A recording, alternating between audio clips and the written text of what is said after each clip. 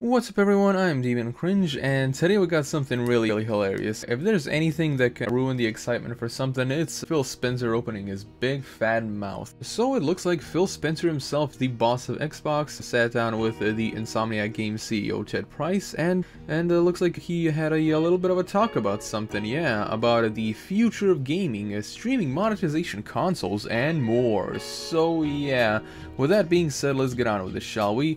So it says in the hour-long interview, talks about the future of Xbox, including the xCloud streaming service, along with some high-level thoughts on what Microsoft will deliver on the next generation of gaming. Spencer also talks about Microsoft's efforts in the area of accessibility, helping to make sure gamers with disabilities don't feel left out of Xbox. Now, out of this whole interview, this is pretty much the only thing that I actually support, like the whole Microsoft wanting to make the hobby of gaming more accessible to disabled people. That's all well and good, and two thumbs up for that, but as we get into it, yeah, you're definitely gonna be a little bit disappointed as to what the guy says. It continues with, also in the interview, Spencer spoke about why he enjoys Fortnite, some of his regrets over the years, like moving the Bungie team from Chicago to Washington after the acquisition, and how things have been progressing with all the game studios that Microsoft acquired over the past years. Spencer also discusses Microsoft's thinking around business models, including subscription offerings and microtransactions.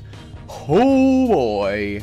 Intriguingly, Spencer says he believes creating new models of monetization will help expand the audience of gaming globally. Quote, "I think for us as an industry, we should embrace monetization dexterity because I think it leads to the best creativity." Spencer said he recently visited Africa on a Microsoft trip, and he observed that one popular model for internet usage in the country is that people sit in a taxi or a bus and watch an advertisement to earn themselves currency to spend on the internet. A model like this could work in gaming, Spencer said, where players engage with ads to earn currency to play games. Jesus H. Christ. Yeah, this, ladies and gentlemen, is the point where everything starts falling flat on its face. Phil Spencer literally said that he wants to implement a mobile game style bullcrap in a regular game. So here's the thing, we all know how this works, okay? Like, a lot of us played mobile games and all that, and some of us are still playing them and all. There are a couple that I'm playing right now that are just nice time wasters that I do while videos are rendering. And in a lot of these games, you can do things like, free, like wheel spins, or you can get premium currency for free by watching a 20 or 30-second ad. But can you just imagine how this would look like if it was implemented in regular games? Like, all of a sudden, you find a hidden chest and all that stuff. You find in the chest there's like 200 gold, let's say, and then like a huge pop-up comes up on your screen and says, "Hey, double your gold for free by watching this ad." Yeah, that's so good, Mr. Spencer. I can hardly wait. Holy shit. He also said, quote, "Could that be a new model that works in games? Absolutely, I think it could." Spencer said, acknowledging that he is not talking about a specific plan, but rather a high-level idea. Yes, very high level, galaxy brain level idea. That is no way a concrete idea or plan that may ever come to fruition. Still, Spencer said the video game industry needs to come up with new monetization methods to help reach audiences and grow the business overall. Also saying, quote, "We need to find new players and new forms of monetization to open up those new player bases and new ways to build games, new creativity. It's a great path to growth," he said. Well, here's the thing, Mr. Spencer, okay? Like, when it comes to game monetization and all that stuff, I mean, if you're gonna monetize in the sense that you're gonna like only sell non-gameplay affecting, things such as, skins, color palettes and all that stuff, that's all well and good. Just make sure they're not in loot boxes, Another interesting topic that came up in the conversation was Xbox Game Pass. Oh yeah, anyone remember that? As many have been themselves wondering, Price directly asked a question that has occurred to many of the device's subscribers: how does this model make financial sense? Spencer said Microsoft is in a unique position as a platform holder because it has the resources of Microsoft, which recently became one of the world's first trillion-dollar companies. Overall, more people playing more games and spending more hours gaming is a good thing, Spencer said, but he shied away from directly answering the question about the financial viability of the Game Pass model.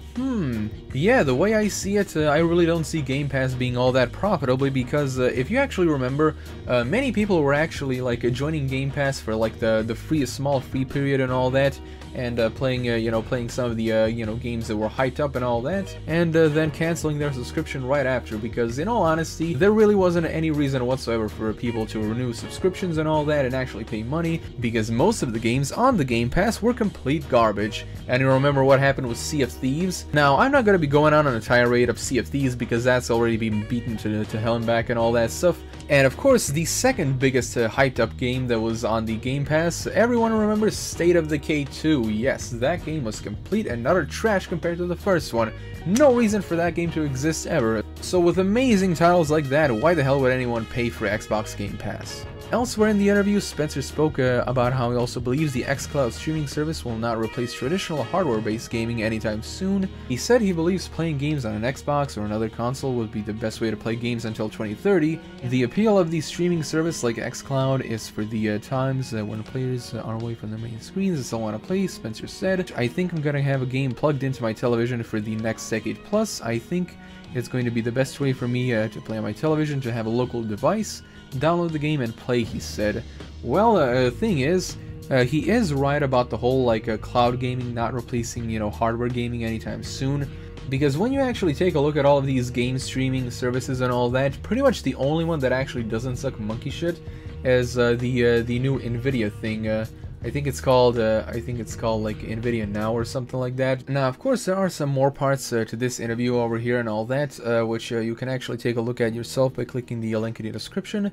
I am gonna read the final part of it because it actually talks about something interesting, and another thing that I have something to say about. It says 2020 is a huge deal for Xbox, as Microsoft is releasing the Xbox Series X this year, with Halo Infinite as the launch title. The Xbox Series X, I hate saying that goddamn name because it's such a tongue twister, will feature backwards compatibility for 4 generations of Xbox games, while it also boasts 12 teraflops of performance. There will also be a so-called Smart Delivery Cross-Buy program that allows players to move between console generations without paying twice. Now, I actually really like the fact that they're gonna have backwards compatibility. I'm looking at you, Sony. I remember back when I bought the PS3 and all that stuff, I thought, oh my god, it's gonna be backwards compatible with PS2 games and all that. And then Sony basically screwed us all in the ass. Now, here's the thing, we actually have to take a second look at this. So, like Phil says that the Xbox Series X will feature backwards compatibility with the 4 generations of Xbox games, but we have to be wary if they're gonna do the same thing that Sony did with the PS3 by making a like a single version of the console that's only compatible with like a set few games. Remember how the earliest of the PS3 models were only compatible with like a handful of PS2 games? Then Sony basically did this whole cop-out bullcrap, like, oh my god, it'll be too expensive to produce. So don't be too surprised if the whole backwards compatibility thing turns out to have a catch. Anyway, everyone, that's pretty much it. That's all I gotta say for this bit of news. And of course, thank you all so much for watching. Be sure to subscribe, press the bell icon, and if you wish to support me, pinch the link in the description below. And as always, I'm David Cringe. I'll be seeing you guys in the next video.